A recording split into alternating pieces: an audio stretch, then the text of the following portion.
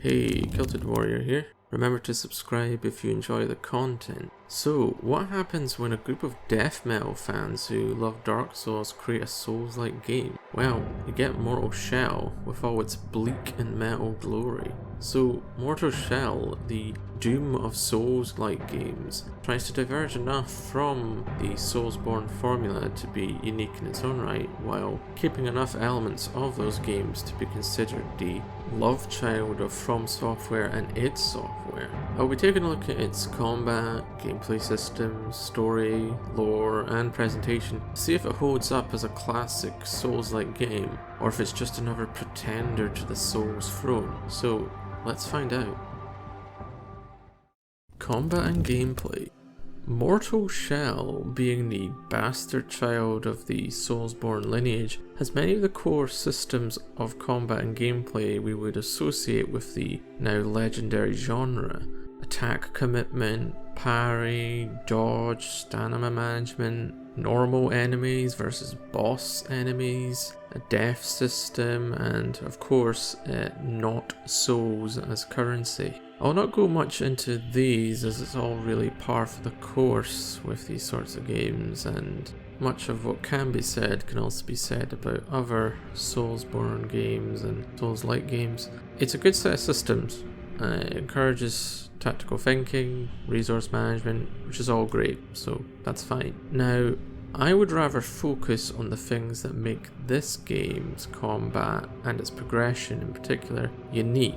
So, for combat, first it turns parrying via the tarnished seal into a health recovery system and acts like a general trigger for a number of abilities, what it calls seal infusions. In particular, I find the inflamed infusion very satisfying. These use resolve, which acts like adrenaline or focus in other games. So that said, overall, in terms of the health system, there's no Estus flasks here. There are ways to heal, but usually it's very limited and either link into other abilities or is limited by the use of resolve. Also, rather than having the class setup where you choose at the start for your sort of general stats and equipment, as is the case with many traditional RPGs, and a system also to go with that, this game, as the name suggests,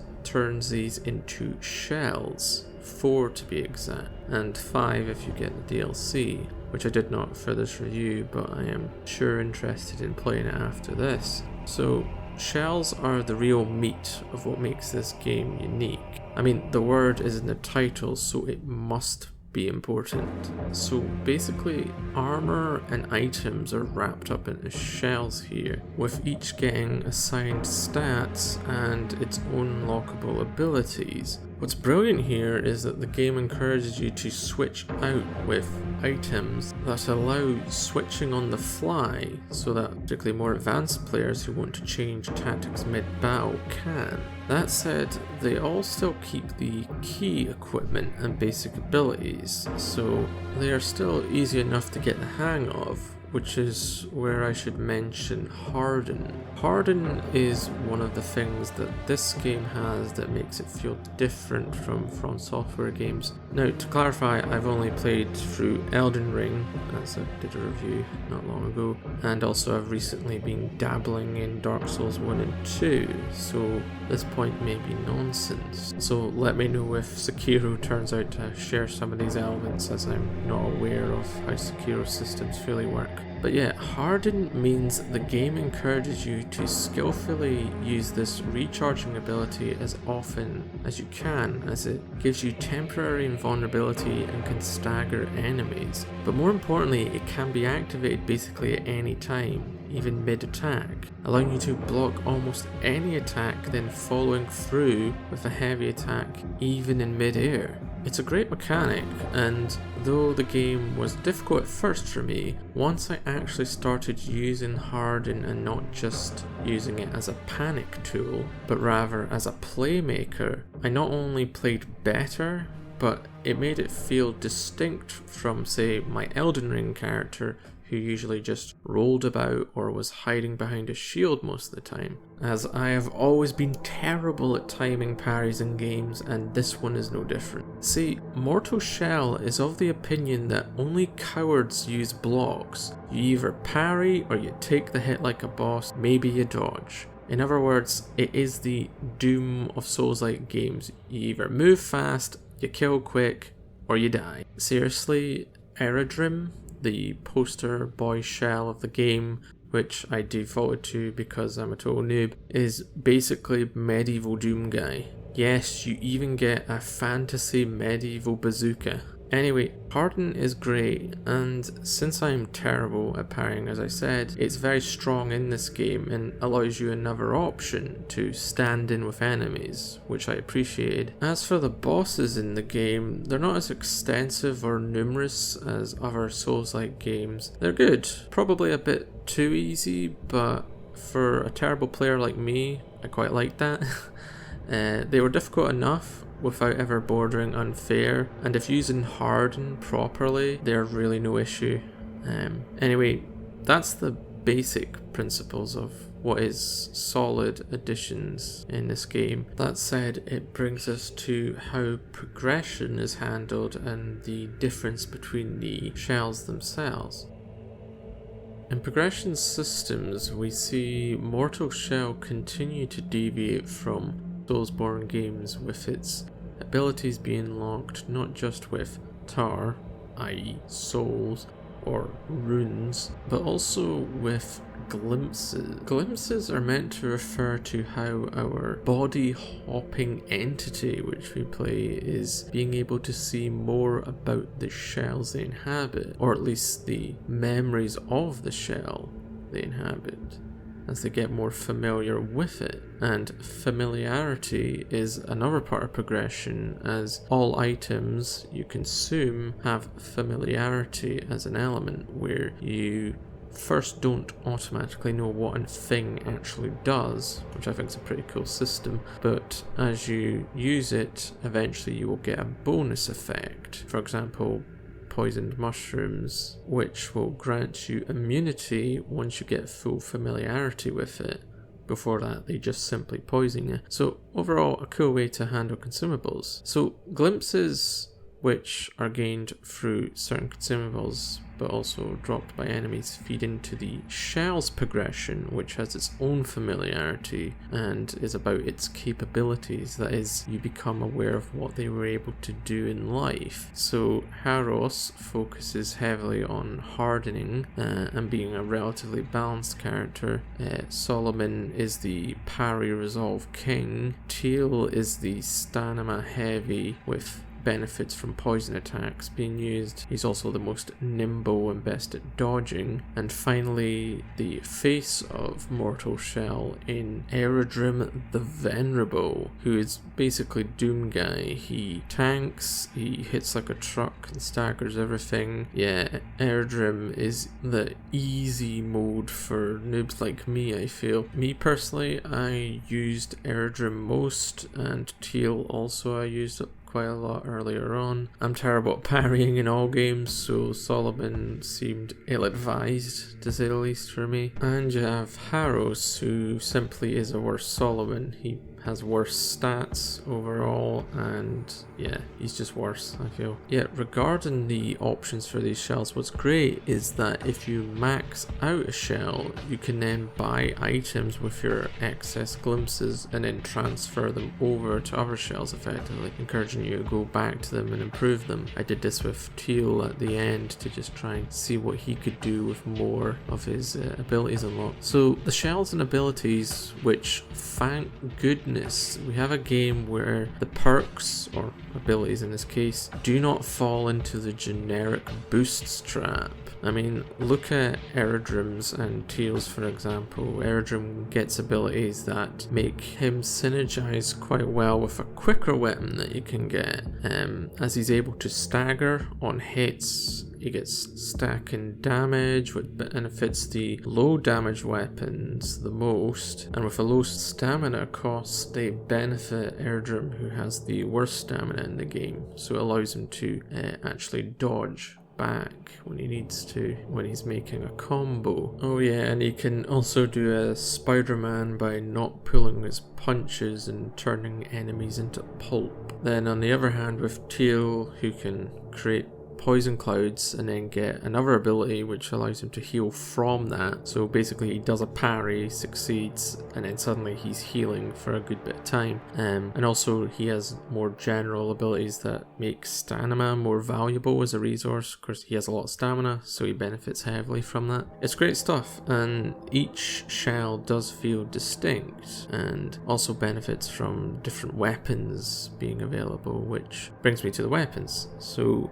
weapons, there are 4 available, and then an extra one with the DLC. Each gets 2 unique weapon abilities, which use resolve to proc. Personally, I didn't use these as much. I prefer to just keep my resolve for the seal-infused parries. Regardless, each weapon gets a simple upgrade to damage. Alongside that, you also get the general equipment, which is built in the same equipment menu. Yes, this is where you get the ballista mixed with a bazooka unlocked.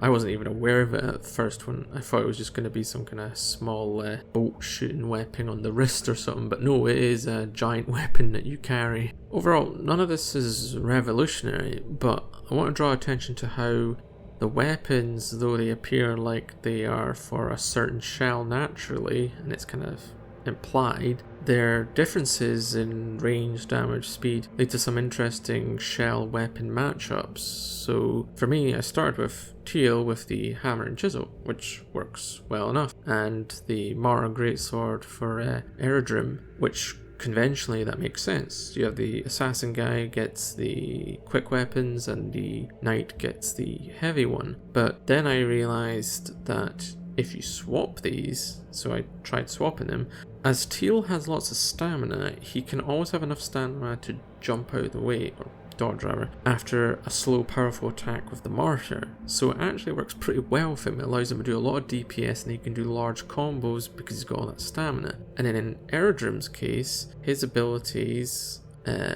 suit the low cost hammer and chisel perfectly because he does attacks quickly, each of them has a chance to stagger because of his ability, and he's a low stamina character, so it gives him enough to get out of combat. So yeah, once I noticed he was good with that, I never looked back. He becomes a stun locking wrecking ball with them. So those 2 weapons feel distinct, and the others are the staff, which is like a sweeping weapon but can also do like fire attacks with its abilities, and you also have a basic bastard or hand and a half sword, which has some cool animations. Admittedly, it's the first weapon you get. That said, I do also appreciate that this game has less equipment options, but it means that each of them is carefully balanced and synergized with different playstyles, which in this case they do. So yeah, if it's not obvious, I really enjoyed the gameplay in this one. It all gels well together and feels like it feeds into each other. That being said, it was familiar enough to anyone who's played any Soulsborne game, but it had its own twists, and seriously, I think the devs should take the hardened concept and the shells and run with it. It's the thing that makes this game unique and would get me to play their next game if they expand upon these concepts. Story and world building. So this is a non-spoiler review as usual, but that said, there isn't a huge amount of story to talk about. Anyway, story-wise, you're basically a being that is stuck in a sort of cycle of life and death, or deathless cycle as it's called in game. You're stuck in a purgatory of sorts, and you're able to fuse or bond with shells of fallen warriors, and appear to be part of a religious sect that was focused on the deathless cycle. Things are left ambiguous enough, and most of your insights come from the shells themselves and also Sister Janessa, though the old prisoner also imparts many story tidbits. Sister Janessa is easily the most interesting and informative character here, as she seems to guide entities like you and aid you on your path. Make sure to listen to what she has to say if you want to get a better understanding of the Dorian world. Basically, Mortal Shell takes the Souls approach to story, with it being up to the player to piece together the lore and story themselves through the adventure. It's a good system, and it is intriguing enough here. That said, the mentions of tainted, tarnished, her grace. Is Mortal Shell an Elden Ring sequel? Please, Queen Marika, save us from this purgatory. As for the world building specifically, it is a bleak world, but at its core is the ramblings and beliefs of an order that sought to understand why this purgatory existed and was obsessed with ascension, as they call it. I found the Eternal Narthex, the area that's shown on screen now, to be the most interesting area you go to, both in its presentation but also how it hints at the underlying lore of this fantasy universe, with a group obsessed with knowledge and seemingly bringing order, or at least reason, to an existence they could not understand, with the Sister Janessa noting the area's library and how she once was with this group in some form before discovering her own truth. The devout keep searching, endlessly hunting for a revelation, even as they're surrounded by madness. Keep your eyes ahead, foundling. Add to that the experiences glimpsed from the shells, experiences which are vague but nevertheless paint an interesting picture of a world of madness, and the message seemingly being the futility of all attempts to be free of this world, and how only by accepting that can you avoid madness. But in the end, our spirits fragmented by the profane eternities. But there's comfort, even a certain pleasure in ritual. Add to that the pondering of the denizens, wondering about the passing over to the afterlife as they view it, and this world between worlds, or more accurately realms of existence, becomes even more intriguing. Yet, this game's lore feels right at home amongst the doomed worlds of cycles seen in From Software's games. Ambiguity and intrigue are at the core of this model, so Mortal Shell hits all the right notes for an eerie world and a story, leaving me at the end wanting a sequel that explores the ideas further. Visuals, audio, and presentation. It's a Soulslike, so by law it has to be gloomy, a bit edgy, and bleak as hell. On that count, it checks out, but as for the overall visual quality, it's good. Great even. Pretty good texture work on most enemies, and especially on the shells, which can look pretty good. Not to mention some great designs for those as well. Mix a few different dungeons, with the one I mentioned before literally being a metal library / temple of order that is unlike anything I've ever seen in a fantasy game until now. Seriously, is this what the realm of Jiggerlag, the Prince of Order from Elder Scrolls, would look like? Because it sure feels like it. But also you have a crypt, which nails the eerie feeling that transforms into a frost-covered tomb as you descend, both of which fit the theme, but it also adds a majestic twist to it with the ice. Also, did I mention the fog? Yeah, when the fog comes down, it transforms all areas into even more bleak reflections of themselves, and yeah, it had me running for my life when I first experienced it. Then you have the audio. Attacks feel weighty with some good sound effects. The Martyr in particular has some great sounds that let you know that it's something you do not want to be hit by.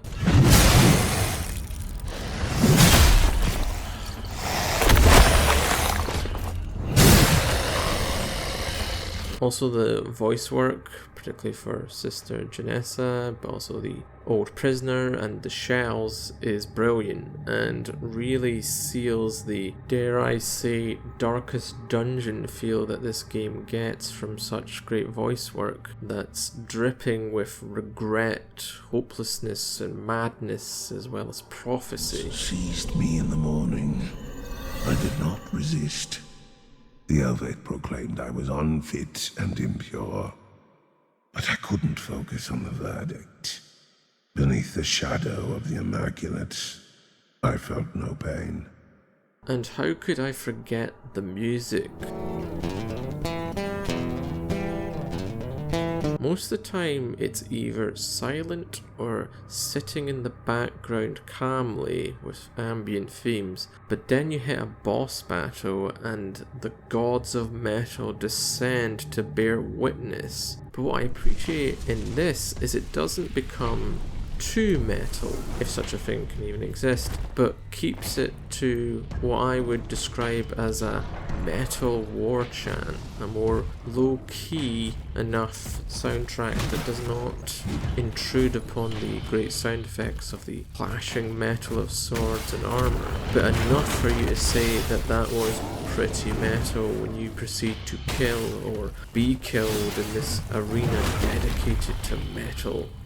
I love the presentation, and though Soulsborne games have always had some great soundtracks, I find the application here of the ambient themes alongside metal to be quite unique and add a lot to this game's feel and presentation, which is great in my opinion. Plus, again, tell me that when Eredrim rips and tears to metal that you don't get medieval doom vibes.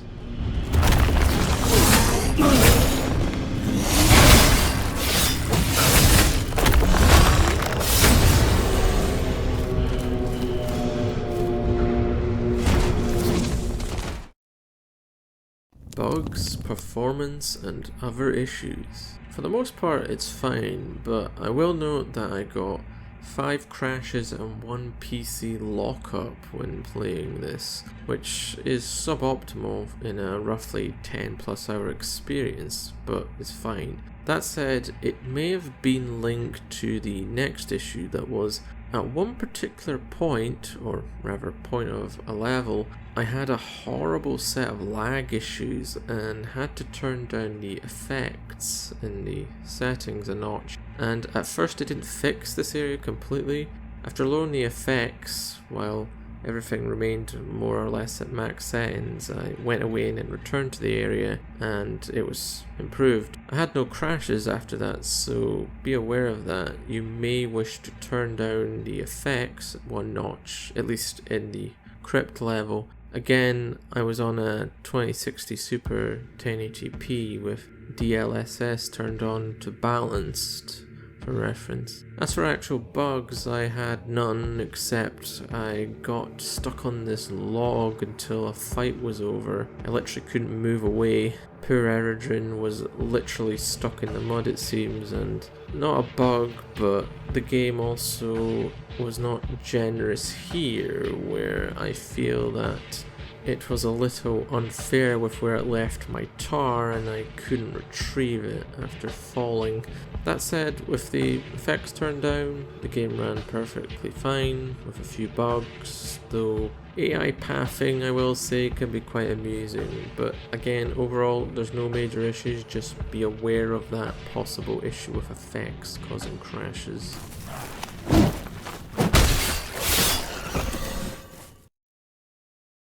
The verdict. Time to turn to that most sacred of pastime, not so subtly telling traditional games media, as well as entertainment in general, that labeling artistic works with numbered ranking systems is silly and quite nonsensical, because in what world is Fallout New Vegas ranked lower than Cyberpunk? Sure, you have your quality Cyberpunk, but come on. At least users here seem to have more sense. So yeah, value, stability, and replayability it is, so let's get subjective on this. The value proposition.